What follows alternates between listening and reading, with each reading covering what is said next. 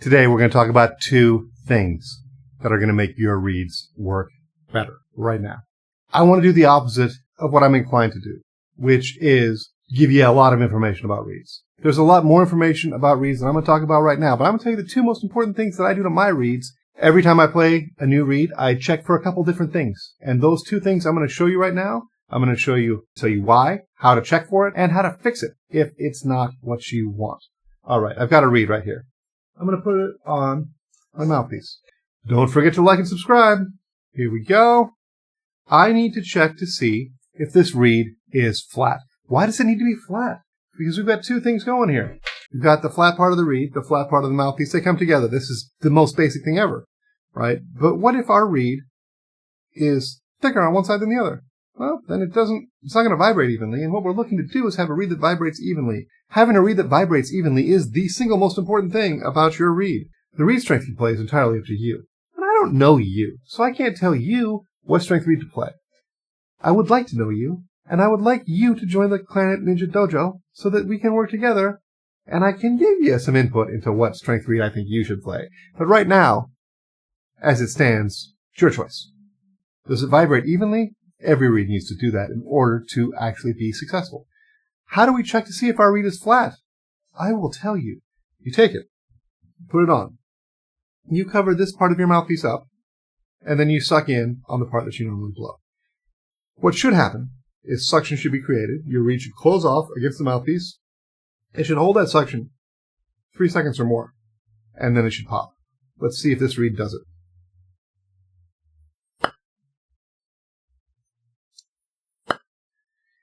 It's sucking for a little bit, but it doesn't suck quite enough. I don't have enough suction on this reed. So here's what I'm going to do. Now that I've identified this reed isn't quite flat enough. And by the way, there's going to be some reeds that they don't suck at all. So here's what we're going to do. I'm going to show you how to use two different tools. I'm going to project out the pros and cons of both of these tools beyond just flattening a reed. You can choose which one you want to buy, if not both. I use both pretty regularly. The first one is called an ATG reed finishing system. Tom Ridenour invented this particular system, and thank goodness he did. It is fantastic. In this particular part of it, we're only going to use the sandpaper part. There's a block and a flat surface. Those are both super important things. Well, I lied. We're going to use the sandpaper and the flat surface. Whenever we're trying to flatten a reed, we need a flat surface, and we need a piece of sandpaper. That sandpaper should be 400 or 600 grade, 450 or 600 grade wet-dry sandpaper. We don't want to do a lot of adjusting. We want to take out the least amount of wood that we possibly can. And really only from here down, the part of the reed that touches the mouthpiece, down. We're not working on the tip of the reed in this particular endeavor. So, what we want to do is we want to take this reed, put it on the sandpaper, on the flat surface that's provided by the ATG reed finishing system, and rub it around, make it flat. You should be able to see how much is coming off. Really taking any more than just the embossment of the name, that's going to be too much. That's a good limit right there. So don't go crazy, because we don't need to, and it's not going to help us. If anything, it'll hurt us. The other way we can flatten a reed is to take a tool called the Reed Geek, which is a fantastic tool. Mauro De Gioia made this tool, and he's a genius working on reeds. And this is almost like a reed knife replacement. It seems to function to me in a way that reminds me a little bit of reed rush and a reed knife all in one. It's a finely crafted tool, very, very sharp, very heavy. You just rub that Reed Geek on the flat part, that same part of the reed that you were using with the sandpaper. And the benefit of this in this particular context is that you can take it anywhere. It fits in your case, and you can do this on gigs. You don't need a flat surface. You don't need anything. To use the ATG, you've got to have a flat surface. Actually, you can take the ATG flat surface. At that point, you're just using a piece of sandpaper. And really, you need a flat surface, and you need that sandpaper. And I just happen to leave the Reed Geek in my case, and when I need to do this, I just do it on the fly. So let's see if this reed now works better. So we're going to try the suck test. On my hand, suck in.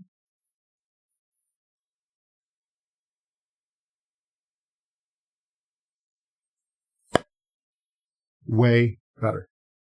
Like, I got bored waiting for that suction to release. So this reed is in a good place to do the next thing that I do. The next thing that I do is ATG specific. And that is, if I feel I need to, and I gotta tell you, 99% of the time, I just do this. Don't forget to like and subscribe.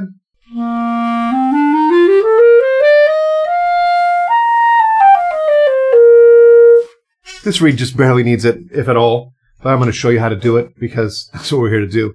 I'm going to balance the tip of it. Now, when talking about balancing a reed, it means that it's even on both sides, so that this side and that side are even. You can go a long way with this, working on this part of the reeds, the size of the reeds. You can do a lot. 100%. That's information for another day. What I want to show you is how to use the ATG to balance the tip of the reed, because you can get a lot of vibration straightened out just by balancing the tip of the reed, which can be done with other tools. But it's so much easier with the ATG. I only ever do it with the ATG. So we wrap the sandpaper around the block, which, to be fair, when Tom sends this to you, it has a rubber band, so you can be elegant and together with it. But I don't do elegant and together. So I just hold the sandpaper and I use it and I just get the tip of the reed. And here's the warning I want to give you about this. Don't do it too much. One time, good enough. That will balance the tip of the reed. And maybe 5 little teeny swipes. Don't press very hard. That's going to fix it. We're talking about the most delicate, most changeable part of the reed. I mean, you're going to have a huge impact with a little bit of work. So then we're going to put it back on. We're going to see if we made any change at all.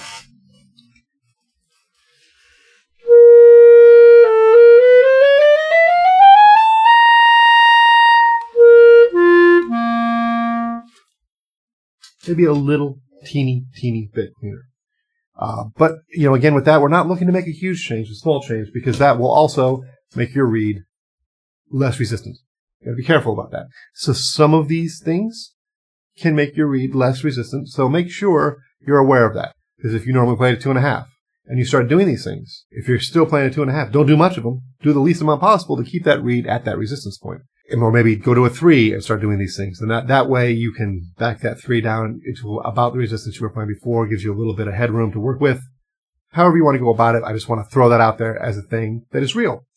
Now, the next issue is, how do you keep your reed in a way that's going to help solidify this work and make this something that you do one time and then you go? The number one thing that you should do is store them in a reed case. Don't leave them on your mouthpiece. Please don't.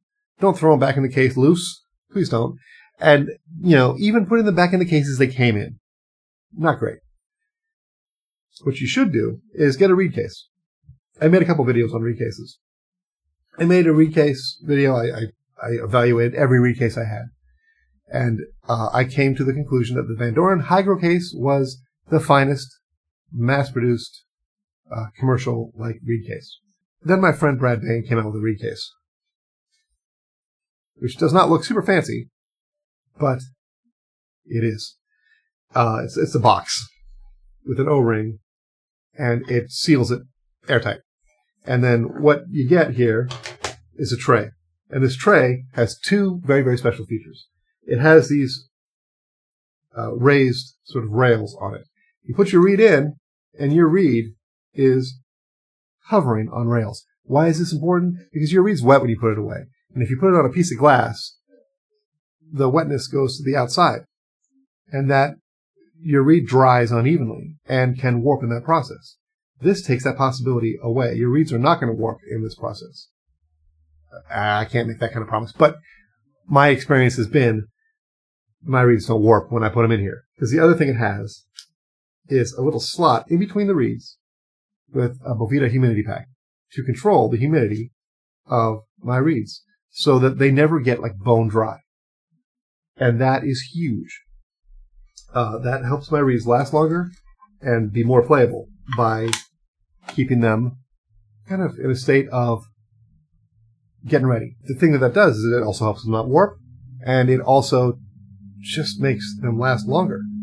And it's fantastic. So I very much recommend these products. I'm going to go ahead and say, and I don't think Brad would be upset with me, these are probably the most expensive reed cases you could get.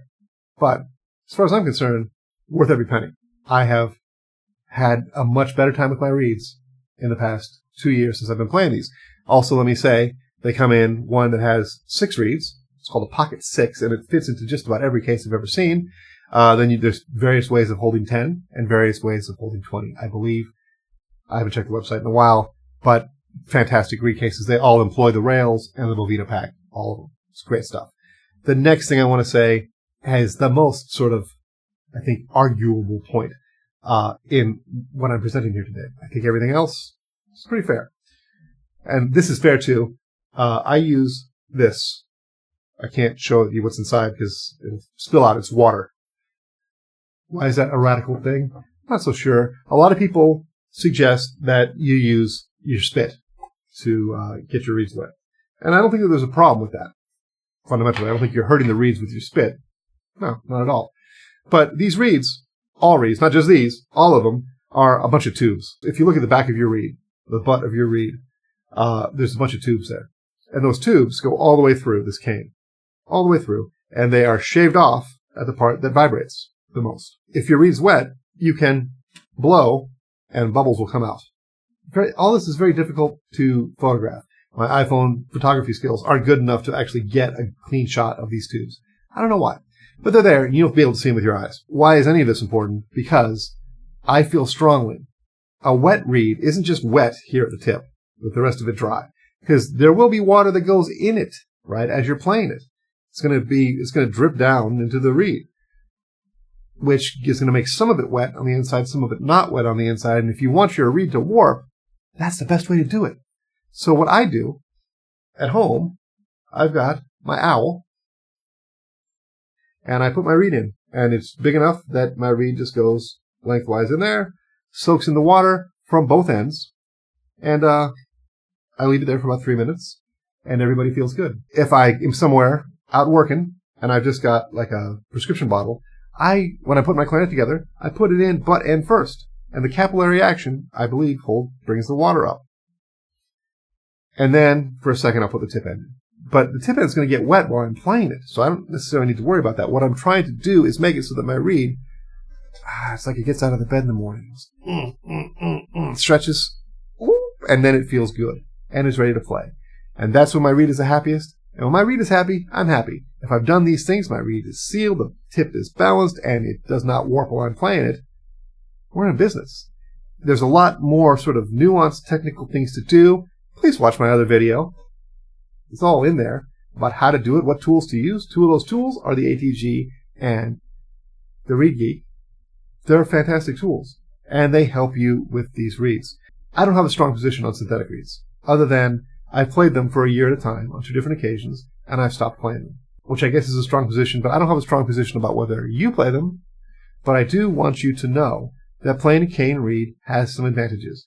Consistency is not one of them. And unless you do things like this, it's never going to be one of them. It's never going to be close. But with these ideas, you're going to get some consistency that you didn't have before if you weren't doing this. And using these reed cases, put them in water, they're going to stay that way. They're going to be much more friendly. They're going to be happier, and so are you. So use these 2 things. Forget the other things. And enjoy the benefits of a nice, flat, even, balanced reed.